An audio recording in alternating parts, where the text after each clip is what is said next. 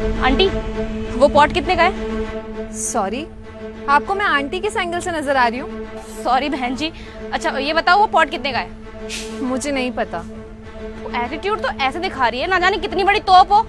मुझे लगता है तुम्हारा ना स्क्रू ढीला हो गया, तभी कुछ भी अनाप बके जा रही हो। मुझे लगता है तेरा स्क्रू ढीला हो गया है। मुझे पता नहीं है क्या कि कस्टमर से कैसे डील की जाती है। तुम्हारी हिम्मत कैसे है मुझे थप्पड़ मारने की? अच्छा एक बार में समझ में नहीं आता। मुझे लगता है तेरे कान के नीचे ना एक थप्पड़ और बजाना चाहिए। खैर मुझे ना तेरे से बहस नहीं करनी, चुपचाप बता वो पॉट कितने का है। जब मैंने एक बारी में बोल दिया कि मुझे नहीं पता यहाँ के किसी भी चीज के रेट, तो आपको समझ में नहीं आता है? आप इतनी देर से मुझसे बदतमीजी क्यों करी जा रही है? एक बात बताऊं मैं आपको, आप जिस तरीके से मुझसे बदतमीजी कर रही है ना, उसके लिए आपको बहुत बड़ा हिसाब चुकाना पड़ सकता है अभी। अरे तू किस बात की दुकान चला रही है जब तुझे यही नहीं पता कि इन चीजों के रेट क्या हैं? ऐसे डील करेगी तू अपने कस्टमर के साथ? और तू धमकी किसको दे रही है? तुझे क्या लगता है तेरी धमकी से मैं डर जाऊंगी? देखो तुम्हारी बदतमीजी ना हद से पार जा रही है, अभी भी वक्त है, संभल जाओ। अगर ये उंगली तूने मुझे दोबारा दिखाई ना तो तेरी इसी उंगली को तोड़ के तेरे दूसरे हाथ में दे दूंगी। अरे दुकानदार है ना, तो अपनी औकात मत भूल समझी। और शायद तू भी जानती नहीं है कि मैं कौन हूँ। अगर तुझे पता चल गया ना कि मैं कौन हूँ तो तेरे पैरों तले जमीन खिसक जाएगी। मुझे लगता है तू ऐसे नहीं मानने वाली। एक काम करती हूँ, तेरा सामान उठा लेती हूँ। हाथ पीछे। मैंने एक बार में बोल दिया ना, मुझे यहाँ पे किसी भी सामान के रेट नहीं पता।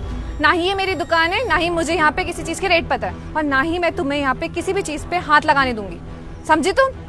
क्यों, तू दुकान के आगे बीन बजाने के लिए खड़ी है? Mind your language. अबे ओ, पहले तो अपनी वर्डिंग्स क्लियर कर। आई बड़ी माइंड योर लैंग्वेज वाली। तुम मुझे लैंग्वेज मत सिखाओ, तुम अपना काम करना सीख लो पहले। अबे ओ, तू अपना काम कर, मुझे काम करने के लिए मत बोल। मुझे काम करने की ना कोई जरूरत नहीं है, मैं पहले से ही बहुत अमीर हूँ। अच्छा, तुम बहुत अमीर हो।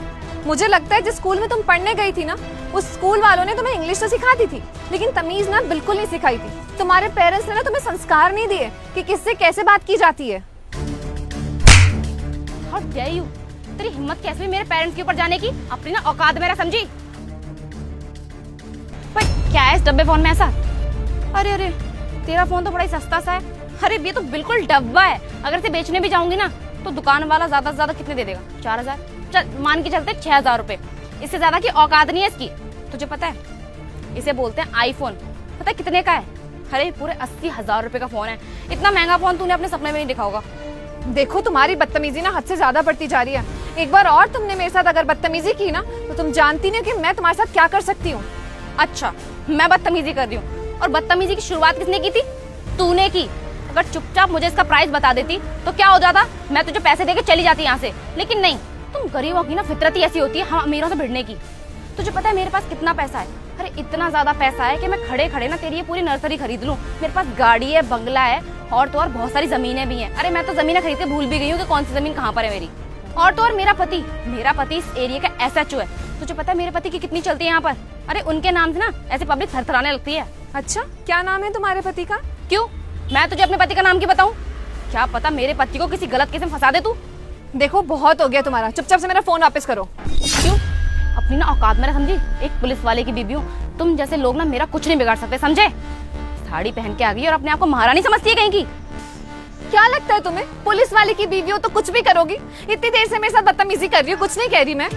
हाँ करूंगी बदतमीजी, और ऐसे ही करूंगी। क्या उखाड़ लेगी तू मेरा? अबे ओ, बहुत देर होगी तुझे बदतमीजी करते करते। मेरे से तमीज से पैसा। अच्छा, मैं तुमसे तमीज से बात करूं? तुम इज्जत डिजर्व करती हो जो मैं तुमसे तमीज से बात करूं? ये भी पता नहीं कहाँ रह गया। क्या हुआ, किसको ढूंढ रही है? कोई और भी आने वाला है क्या मेरे एंटरटेनमेंट के लिए? ले पकड़, ये अपना डब्बा फोन पकड़। वैसे भी मैं इसका करती क्या। देख मेरी बात सुन, अब ना मेरा बहुत ज्यादा टाइम वेस्ट हो चुका है। अब चुपचाप से ना मुझे इनका प्राइस बता दे, मैं खरीद के जा रही हूँ यहाँ से। देखिए मैम, मैं आपको पहले भी बोल चुकी हूँ, अब दोबारा बोल रही हूँ कि ये दुकान मेरी नहीं है और यहाँ पे किसी भी सामान के मुझे रेट नहीं पता है।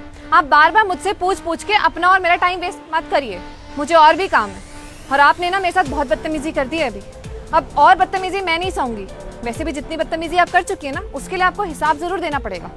अबे ओ, तू किसको धमकी दे रही है? तू शायद जानती नहीं है मुझे, मैं ना तेरा बहुत कुछ बिगाड़ सकती हूँ, तो थोड़ा तमीज में पेश आ मेरे साथ। अच्छा, आपको क्या लगता है अपने पति के ओहदे का धौंस दिखाकर आप कुछ भी करेंगी और आपको कुछ बोला भी नहीं जाएगा? देखिए आपने ना बहुत ज्यादा बदतमीजी कर ली है मेरे साथ, अब और बदतमीजी मैं सहन नहीं करूंगी।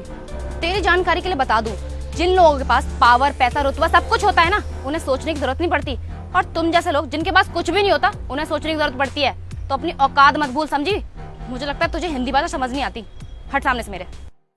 पीछे रहो। मैंने तुम्हें बोला ना, तुम किसी चीज को भी हाथ नहीं लगाओगे, समझ में नहीं आता तुम्हें। हाउ डेयर यू, तेरी इतनी हिम्मत कि तूने मेरे ऊपर हाथ उठाया। इतनी देर से बर्दाश्त कर रही थी मैं तुम्हें और तुम्हारी बदतमीजी को, लेकिन अब और नहीं।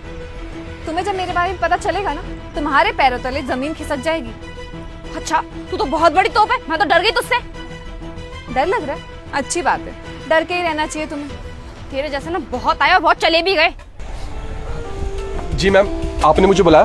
करण, अच्छा हुआ तुम आ गए। तुम्हें पता है ये औरत कितनी देर से मेरे साथ बदतमीजी करे जा रही है। मैंने बस इससे उस पॉट का रेट पूछा था, इतनी सी बात पे इसने मुझे थप्पड़ मार दिया और तो और इतना गंदा गंदा बोला है मुझे। लेकिन एक मिनट, तुम इस गवार को मैम क्यों बोल रहे हो? अमृता, तुम यहाँ पे क्या कर रही हो? मैं यहाँ पे पॉट लेने के लिए आई थी और इसने मुझे छांटा मारा इतनी सी बात पे। मैडम, अगर कुछ प्रॉब्लम है तो आप मुझे बताइए। अच्छा, तो ये आपकी वाइफ है। नाइस, अच्छा लगा मुझे आपकी वाइफ से मिलके। अबे ओ, तुझे इससे क्या मतलब? ये मेरा कुछ भी लगे, तू अपने काम से काम रख और मेरे पति के ऊपर अपनी गंदी नजर मत डाल, वरना तेरी आंखें निकाल के गोटियां खेलने लगूंगी। अमृता, तुम चुप करो। तुम्हें पता भी है ये कौन है? कोई भी हो, मुझे इससे क्या, मैं ना इंटरेस्टेड नहीं हूं उसे जानने में। अरे इंटरेस्ट तो तुम्हें जब आएगा जब तुम्हें पता चलेगा कि ये कौन है। मुझे लगता है तुम ना मेरी नौकरी खा जाओगी। अब मैम, इसकी तरफ से मैं आपसे माफी चाहता हूँ। अरे नहीं करण जी, सॉरी मांगने की कोई भी जरूरत नहीं है। वैसे मुझे जान के बहुत अच्छा लगा और थोड़ा आश्चर्य भी हुआ कि आपके पास बड़े बड़े बंगलो है, इतनी सारी जमीन जायदाद है। अभी मुझे आपकी वाइफ ने बताया इन सब चीज़ों के बारे में, लेकिन मैं ये सोच रही थी कि आपकी तो अभी 2 दिन पहले ही ज्वाइनिंग हुई है। 2 दिन पहले ज्वाइनिंग होने के बाद आपके पास इतने सारे पैसे, इतनी सारी प्रॉपर्टी कैसे? काफ़ी ज़्यादा शॉकिंग है। खैर छोड़िए, आपने मुझसे बोला था ना अभी कुछ समय पहले कि आपको मुझे अपनी वाइफ से मिलाना है। देखिए, आज तो भगवान भी चाहता था कि मैं आपकी वाइफ से मिल जाऊं, इसलिए तो मैं आपकी वाइफ से मिली। आपकी वाइफ से मिलके ना मुझे बहुत अच्छा लगा। काफ़ी होनहार है, टैलेंटेड है, घर बार भी संभाल लेती होंगी अच्छे से, और गुणों की तो खा नहीं है, बहुत टैलेंटेड है ये। अरे करण, ये है कौन जिसे तुम बार बार मैम मैम बोले जा रहे हो? ये यहाँ की IAS ऑफिसर है। क्या IAS ऑफिसर? जी हाँ, बिल्कुल सही सुना आपने, मैं यहाँ की IAS ऑफिसर हूँ। तो क्या कह रही थी आप कि मैं इस साड़ी में गवार लग रही हूँ, मुझे इंग्लिश बोलनी नहीं आती, किसी गांव की गवार उठकर आ गई है, राइट? ऐसा ही कुछ बोल रही थी ना? तो आपकी इन्फॉर्मेशन के लिए बता दूं मैडम, जिस देश में आप रहती है ना वो भारत देश है, और इस भारत देश की सभ्यता और संस्कृति है साड़ी और सूट। आप किसी और देश में रहती हैं क्या जो आपको इसके बारे में नॉलेज नहीं है? और क्या कह रही थी आप कि आप बहुत रिच हैं, बहुत पैसा है आपके पास, और मैं गाँव की गवार हूँ, मुझे इंग्लिश बोलनी नहीं आती है। चलिए मान लेते हैं कि मुझे इंग्लिश बोलनी नहीं आती है, मुझे अपने देश से बहुत प्यार है, अपने देश की मातृभाषा से प्यार है, मुझे हिंदी बोलने में गर्व महसूस होता है। आपको क्या लगता है, ये जो वेस्टर्न कपड़े आपने पहन रखे हैं और जो इंग्लिश भाषा आप बोलती हैं, उससे आप अपने आप को बहुत ज़्यादा हाई स्टैंडर्ड की समझती है, और आप मुझे मेरे कपड़ों को लेकर और मेरी लैंग्वेज को लेकर जज कर रही थी। मुझे कोई प्रॉब्लम नहीं है कि मैं अगर हिंदी बोलूँ या फिर जिस जगह से मैं बिलोंग करती हूँ वहाँ की रीजनल लैंग्वेज बोलूँ, मुझे गर्व होता है इस बात पे। लेकिन आप ये कहाँ ही समझेंगी, क्योंकि आपको तो इंग्लिश बोलने में गर्व महसूस होता है, वेस्टर्न कपड़े पहनने में गर्व महसूस होता है। आप जैसे लोग ना हमारे देश को कभी आगे लेके जा ही नहीं सकते। जो वेस्टर्न कल्चर को फॉलो करते हैं, वेस्टर्न कल्चर को आगे लेके जाते हैं, वो समझेंगे ही नहीं कि हमारे देश की वैल्यू, कल्चर और संस्कृति क्या चीज़ होती है। आप लोगों को तो बस और बस लोगों को दिखावा करना आता है, अपनी अमीरी का दिखावा करना होता है लोगों को नीचा दिखाकर। आप खुद को पढ़ा लिखा समझती है ना, लेकिन आपका पढ़ा लिखा होना बेकार है अगर आपको लोगों से बात करने की तमीज़ नहीं है। आपको मालूम है ना मैं एक IAS ऑफिसर हूँ, और मैं क्या कर सकती हूँ? आपने ऑन ड्यूटी IAS ऑफिसर पे हाथ उठाया, उनके साथ बदतमीजी करी है। मैं चाहूँ तो आपके पति को ना नौकरी से निकलवा सकती हूँ। फिर जो आप ये धौस दिखाती है ना अपने पति के ओहदे का, वो सब नहीं दिखा पाएंगी, और जो ये आपकी अमीरी है वो सब धरी की धरी रह जाएगी। बताइए, क्या निकलवाऊँ आपके पति को मैं जॉब से? तुमने ना मेरे साथ बदतमीजी करके बिल्कुल भी अच्छा नहीं किया, और मैंने तुम्हें बोला था कि ये सब कुछ जो तुम मेरे साथ कर रही हो ना, उसके लिए तुम्हें हिसाब तो देना पड़ेगा, और तुम्हारी गलती की सज़ा तो तुम्हें देनी पड़ेगी, तभी तुम्हारी अकल ठिकाने आएगी। क्योंकि अगर मैंने तुम्हें अभी माफ़ कर दिया तो तुम ये गलती फिर किसी और के साथ करोगी। अभी तो तुम्हें गिल्ट महसूस हो रहा होगा, तुम माफ़ी मांगना चाह रही होगी। क्यों? क्योंकि मैं एक IAS ऑफिसर हूँ। अगर मेरी जगह कोई आम आदमी होता तब तो तुम्हें अपनी गलती का कभी एहसास ही नहीं होता। तुम उसके साथ इसी तरीके से बदतमीजी करती, अपनी अमीरी दिखाती, अपने पति का रुतबा दिखा के घमंड दिखाती, राइट? यही सब कुछ करती ना। ये तुमने क्या किया? तुम्हारी वजह से ना अब मेरी नौकरी चली जाएगी। देखो अनी, अभी भी टाइम है, तुम मैडम से माफ़ी मांग लो, उनके पैर पकड़ लो। मुझे लगता है उसके बाद ही मेरी नौकरी बच पाएगी। Ma'am, I am really sorry ma'am, मुझसे गलती हो गई। मैंने जाने अनजाने में आपको पता नहीं क्या कुछ नहीं बोल दिया। अगर मुझे पता होता मैम, क्या IAS ऑफिसर हैं तो मैं ऐसी बदतमीजी आपके साथ कभी नहीं करती मैम। मैम मेरी छोटी सी गलती समझ के प्लीज़ मुझे माफ़ कर दीजिए। मैं आज के बाद ऐसा कुछ नहीं करूँगी। और मैम मेरी गलती की सज़ा प्लीज़ मेरे पति को मत देना, उनको जॉब से मत निकालना ma'am. I am really sorry, मैं ऐसा कभी कुछ नहीं करूँगी, मुझे प्लीज़ माफ़ कर दीजिए। अरे नहीं नहीं, मेरे पैर पड़ने की कोई जरूरत नहीं है। मैं नहीं चाहती कि तुम मेरे पैरों को छुओ और उसके बाद उन्हें टच करके गंदा कर दो।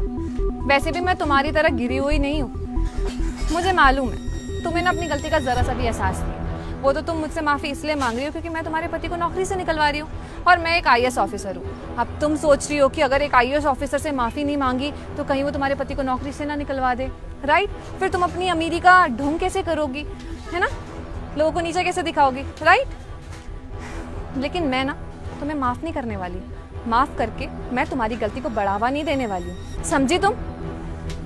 खैर छोड़ो, मैं तुम्हारी तरह नीच और गिरी हुई नहीं हूँ।